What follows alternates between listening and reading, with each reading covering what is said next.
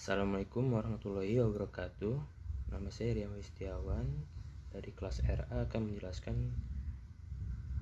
memaparkan apa yang saya review dari buku yang berjudul Perspective on Strategic Contribution of Michael Porter, di mana buku ini memuat 10 chapter dengan keseluruhan halamannya sebanyak 103 halaman. Tetapi dalam video ini saya hanya akan menjelaskan atau mereview dua bab pertama saja. Untuk pembukanya pada bab 1 yaitu adalah relevansi penelitian strategi, di mana fokus dari kontribusi Michael Porter pada manajemen strategi adalah bidang penyelidikan yang menarik, baik untuk manajer yang mencari keunggulan kompetitif yang berkelanjutan maupun bagi peneliti akademis yang mencari alasan di balik kinerja perusahaan yang superior. Strateginya bisa menjadi bidang saling belajar yang sangat menarik juga jika praktisi dan peneliti yang berkomunikasi satu sama lainnya, lalu bertukar ide dan temuan dan mencoba untuk memahami perspektif masing-masing. Di mana pembukaan silang semacam itu dapat meningkatkan relevansi teori strategi dan instrumen manajerial yang berdasar di dalamnya.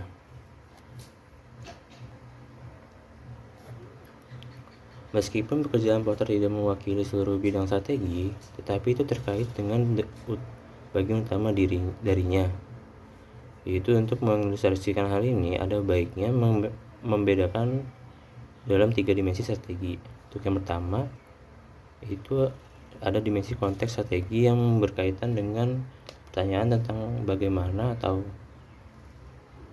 how, konteks internal dan eksternal seperti industri, wilayah, energi, negara, dan lain-lainnya yang mampu mempengaruhi strategi. Lalu yang kedua ada dimensi konten strategi atau dengan pertanyaan what, yaitu strategi yang mengacu pada strategi sebagai produknya, sebagai produk tertentu seperti akuisisi untuk meningkatkan kompetensi yang ada. Lalu ketiga, dimensi proses strategi atau bagaimana atau how, strategi yang berhubungan dengan proses organisasi dan yang digunakan untuk mencapai strategi tertentu. Pada prinsipnya, penilaian semacam itu dapat dilakukan dengan beberapa cara. Misalnya, dengan menganalisis kontribusi kunci ke bidang strategi dari perspektif manajerial, dengan menghadapkan CEO dari perusahaan multinasional dengan penelitian akademis dan meminta mereka untuk merenungkan relevansinya, atau dengan bertanya kepada manajer puncak apakah mereka bergantung pada peneliti akademis untuk menjawab pertanyaan mereka. Lalu untuk kemungkinan lainnya adalah untuk menilai relevansi penelitian strategi dengan berfokus pada kontribusi dari waktu ke waktu oleh satu sarjana terkemuka di bidang strategi. Pendekatan terakhir ini adalah apa yang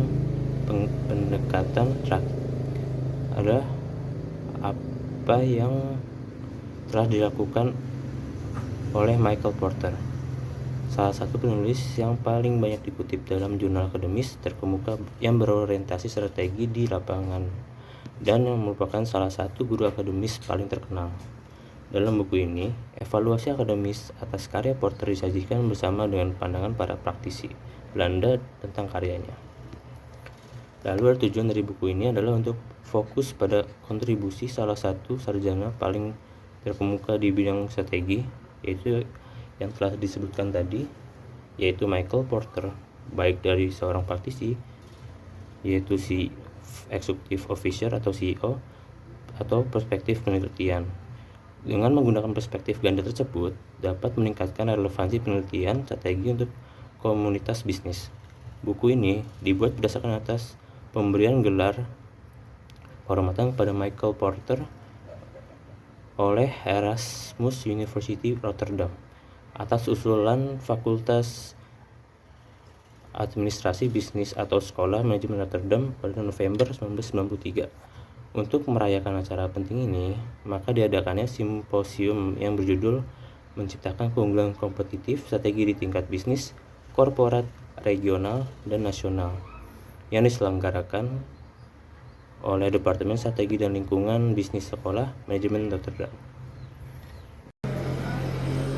Lalu selanjutnya ada Porter on Business Strategy, di mana pada bab 2 ini menjelaskan tentang bagaimana satu penulis yang hampir tidak dapat membuat sekolah. Buku pertama Porter Strategi, yaitu strategi kompetitif yang memiliki begitu banyak dampak yang telah merangsang generasi peneliti selama lebih dari 1 dekade. Sekolah Positioning Porter, atau dengan nama yang dipopulerkan oleh Meseberg pada tahun 1990, telah menjadi aliran pemikiran yang mendominasi di bidang strategi, di mana nama sekolah Positioning berasal dari ide sentral Porter bahwa bisnis harus berusaha mencapai daya saing melalui positioning. Positioning menentukan apakah profitabilitas perusahaan di atas atau di bawah rata-rata di industri. Asumsi dasar dari sekolah Positioning Porter adalah bahwa lingkungan industri sangat menentukan kebebasan perusahaan untuk bermanuver di lingkungan yang dimilikinya, di mana lingkungan ini memiliki pengaruh yang jauh lebih besar dalam membentuk strategi perusahaan daripada sebaliknya. Perusahaan harus menempatkan sebagian besar penekanan pada adaptasi perusahaan dengan lingkungan, karena logika yang mendasari pendekatan permasalahan adalah pertama, yaitu memahami lingkungan dan memposisikan perusahaan berikutnya. Maka pendekatan ini juga disebut sebagai pendekatan luar dalam. Pendekatan luar dalam Porter tidak mengherankan karena banyak dari ide-ide didasarkan pada bidang ekonomi organisasi industri, di mana Pisano dan Suen pada tahun 1990 juga menyatakan bahwa pendekatan ini sebagian besar dari paradigma struktur perilaku kinerja organisasi industri yang dikembangkan oleh Mason pada tahun 1949 dan Bain pada 1959 dan lainnya. Meskipun itu jauh lebih kaya daripada tradisi itu, secara khusus paradigma struktur kinerja lebih menekankan pada struktur konteks makna daripada perilaku strategi makna, dan lebih pada implikasinya terhadap kebijakan publik daripada strategi perusahaan.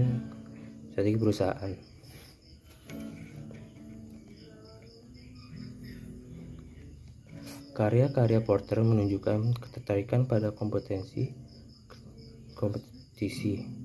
ketertarikan yang bagikan dengan para manajer. Popularitas instansinya sebagian dijelaskan oleh pencariannya akan model untuk membantu perusahaan menganalisis dan mengalahkan persaingan. Tulisan Porter tentang strategi bisnis Porter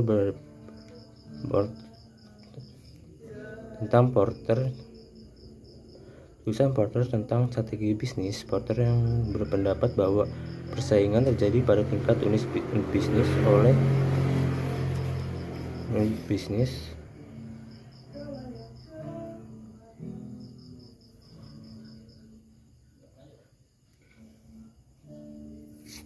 Tulisan Porter tentang strategi bisnis. Porter berpendapat bahwa persaingan terjadi pada tingkat unit bisnis.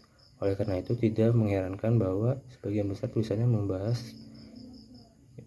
yang berdasarkan strategi di tingkat bisnis. Porter telah menerbitkan secara ekstensif tentang strategi tingkat bisnis. Dia juga telah menulis sejumlah artikel yang mengesankan, meskipun bukunya Strategi Kompetitif dan Keunggulan Kompetitif paling terkenal. Buku keduanya, Keunggulan Kompetitif, menciptakan dan mempertahankan kinerja unggul, yang merupakan kontribusi penting bagi pemahaman kita tentang strategi bisnis, meskipun bukan sukses besar sebagai kompetitif strategi.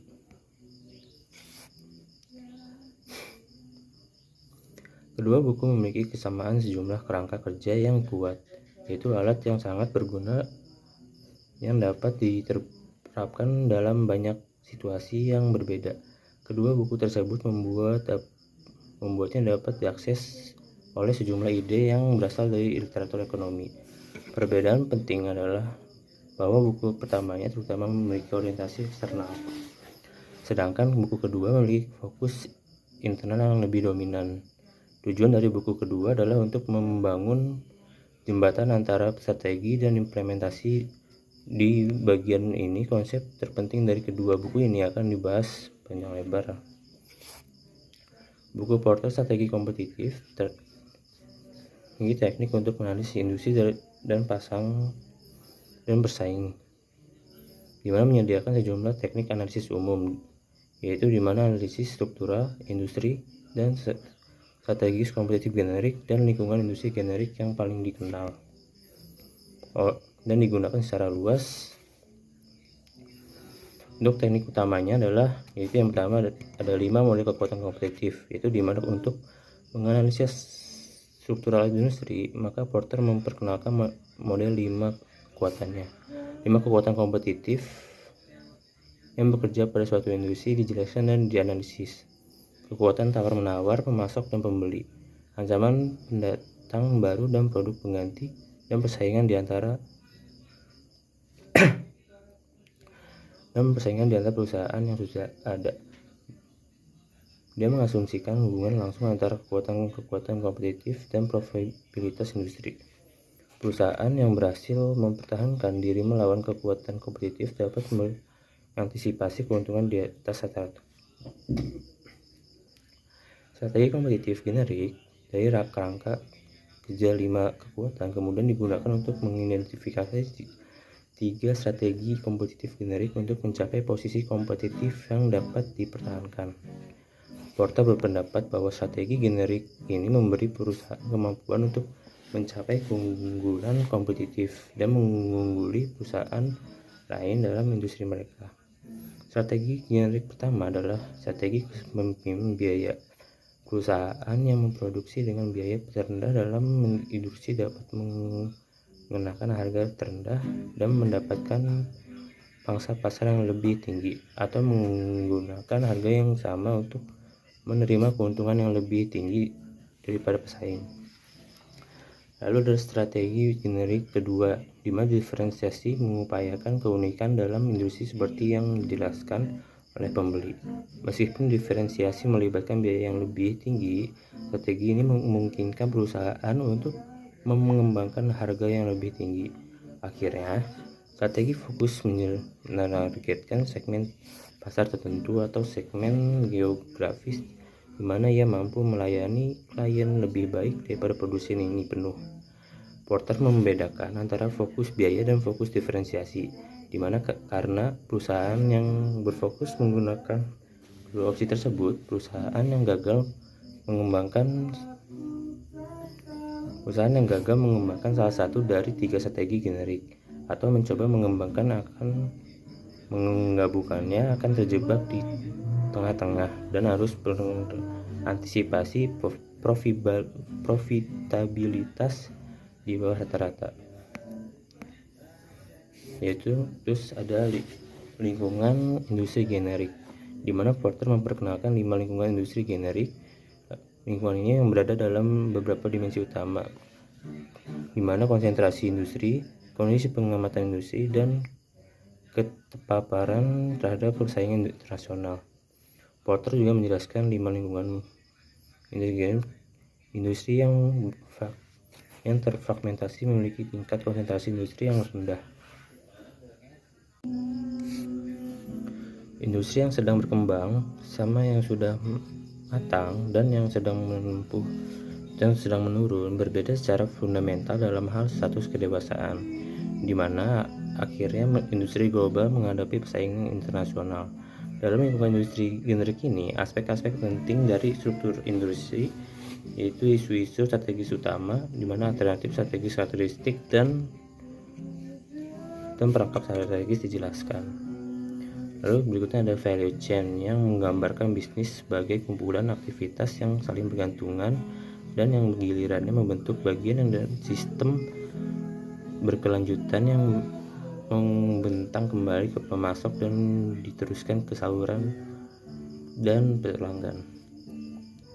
Konsep membantu perusahaan untuk mengklarifikasikan jenis nilai yang ditawarkan pada pembeli dan pemasok dalam persaingan. Value chain terdiri dari kegiatan utama dan pendukung.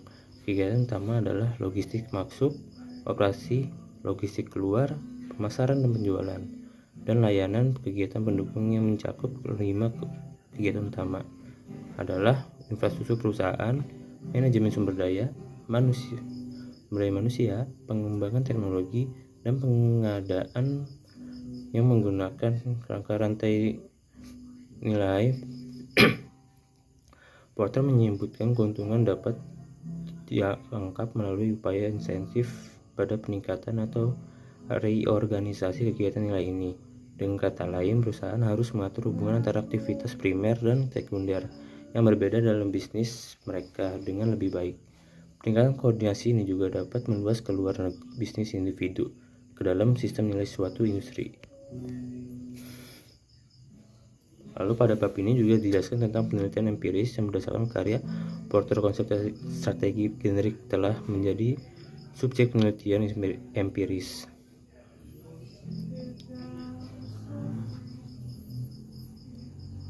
Yang memberikan beberapa yang mendukung. Secara empiris menunjukkan keberadaan kelompok strategis yang sesuai dengan strategi generik Porter. Mereka juga menunjukkan bahwa perusahaan-perusahaan yang mengikuti strategi generik mengungguli mereka yang tidak memiliki orientasi strategis yang jelas, di mana Kim dan Lim juga menekankan bukti empiris yang ada untuk tipologi strategi Porter dengan alasan bahwa tipologi tersebut telah menerima lebih banyak dukungan daripada konstruksi strategi lainnya. Lalu Miller pada tahun 1988 juga mengukur pemimpinan biaya dengan menggunakan item mengenai pengendalian biaya, pemotongan harga, minimalisasi biaya pemasaran dan pengembangan produk, serta konservatisme dalam menghadapi pasar. Dia mengukur diferensiasi melalui skala yang menilai inovasi produk, pengeluaran, pengembangan produk baru, agresivitas strategis, dan ekstensif iklan. Fokus dievaluasi dengan menggunakan variabel seperti jumlah lini produk yang diproduksi dan tingkat kesamaan antara lini. Dia juga menunjukkan bahwa tipologi Porter telah diduplikasi secara luas. Dari tinjauan singkat ini dapat disimpulkan bahwa Porter telah mendorong penelitian empiris. Dampak relatif Porter pada bidang strategi dapat diturunkan dari tinjauan singkat oleh Miller dan Des pada tahun 1993. Ia juga belajar bahwa buku pertama Porter direferensikan di sekitar setengah dari semua artikel di jurnal manajemen strategis antara 1986 dan 1990. Lalu di bab ini juga dijelaskan tentang evaluasi kontribusi Porter terhadap strategi bisnis, di mana tampaknya adil untuk menggunakan tujuan Porter sendiri saat mengevaluasi kontribusi Porter terhadap strategi bisnis. Dalam pengantar buku pertamanya, Strategi Kompetitif, Teknik untuk Menganalisis Industri dan Pesaing pada 1980, Porter menganggap bahwa kelompok sasaran utamanya adalah praktisi, di mana buku ini ditulis untuk praktisi, yaitu manajer perusahaan, untuk meningkatkan kinerja bisnis mereka. Buku ini tidak dituliskan dari sudut pandang sarjana atau dalam gaya pekerjaan saya yang lebih berorientasi akademis. Harapan Porter menjadi kenyataan, di mana pentingnya kontribusi ke Porter kepada manajer bisnis diilustrasikan oleh kontribusi CEO Shell Shorter dalam bab berikutnya dari buku ini. Kontribusi Porter terhadap ilmu manajemen tidak terbatas pada merangsang penelitian empiris seperti yang telah dibahas sebelumnya yaitu beberapa konsep manajemen baru didasarkan pada atau setidaknya dipengaruhi oleh konsepnya. Misalnya, penetapan biaya berdasarkan aktivitas adalah pendekatan akuntansi biaya dengan mempertimbangkan biaya dari perspektif subproses dalam rantai nilai perusahaan. Inti dari manajemen mutu adalah untuk memeriksa aktivitas dan subproses perusahaan dan membuatnya bekerja lebih baik. Konsep kompetisi berbasis waktu pada intinya menemukan cara untuk mengintegrasikan dan mengkoordinasikan serangkaian kegiatan di dalam perusahaan. Ketiga konsep ini menggabungkan elemen rantai nilai atau didasarkan padanya. Secara luas disepakati bahwa buku Porter yang paling sukses adalah buku pertamanya, yaitu Competitive Strategy: Techniques of Analyzing Industries and Competitors pada tahun 1980. Ini di mana buku tersebut berisi sejumlah model yang terbukti menjadi kontribusi besar bagi pemahaman kita tentang strategi bisnis. Buku ini juga langsung sukses dan mempengaruhi praktisi dan peneliti. Konsep dari buku keduanya, keunggulan kompetitif, menciptakan dan mempertahankan kinerja unggul, juga berdampak besar, di mana value chain dan sistem nilai adalah konsep penting dari kosakata manajer dan telah mempengaruhi pemikiran konseptual yang lebih lanjut.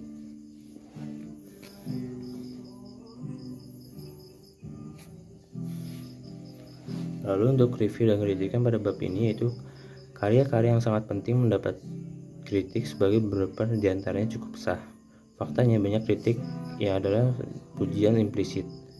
Ambilan kutipan berikut dari artikel Hamel dan Pahat Strategic Intent pada 1989, di mana disebutkan yaitu berbekal konsep seperti segmentasi, rantai nilai, benchmarking pesaing, kelompok strategis, dan hambatan mobilitas, banyak manajer yang lebih baik dan lebih baik dalam menggambar peta industri.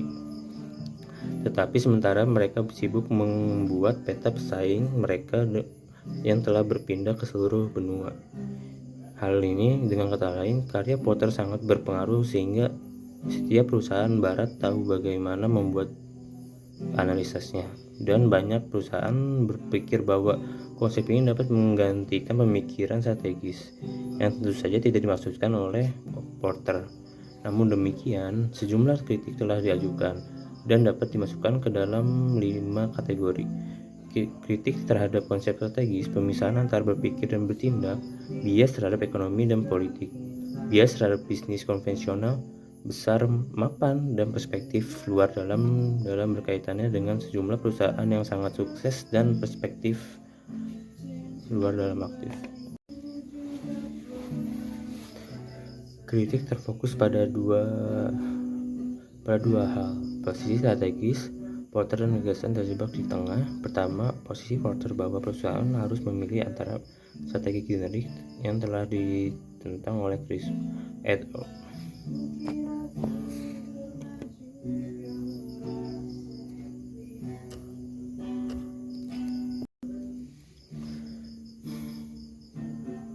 Dikatakan bahwa perusahaan dapat atau memang harus menggabungkan kepemimpinan biaya dengan diferensiasi, di mana Miller pada tahun 1982 mencirikan strategi generik Porter sebagai strategi khusus yang dapat dengan mudah mengarah dan pada pemikiran tunggal dan spesialisasi yang berlebihan. Dia menganjurkan strategi kontemporer, strategi yang menggabungkan aspek diferensiasi dengan efektivitas biaya. Baden, Fuller, dan Stopper juga menyatakan bahwa hal ini dengan lebih kuat, yaitu strategi generik adalah kekeliruan. Perusahaan terbaik berusaha sepanjang waktu untuk mendamaikan hal-hal yang berlawanan, mengingat imbalan besar yang diperoleh mereka yang dapat menyelesaikan masalah dilema yang berlawanan. Tidak mengherankan apabila tidak ada strategi generik yang bertahan lama atau bertahan. Kutipan ini tidak menentang konsep strategi generik, tetapi juga gagasan utama terjebak di tengah subjek kritik kedua, di mana sejumlah kontribusi teoritis juga mengkritik gagasan terjebak di tengah. Kesimpulan pada bab ini yaitu bahwa tulisan Porter tentang strategi bisnis sangat luas dan berpengaruh. Dia menciptakan aliran pemikiran baru di bidang strategi, sekolah, penentuan posisi, dan memperkenalkan sejumlah konsep terkenal saat ini seperti model 5 kekuatan, strategi generik, dan rantai nilai.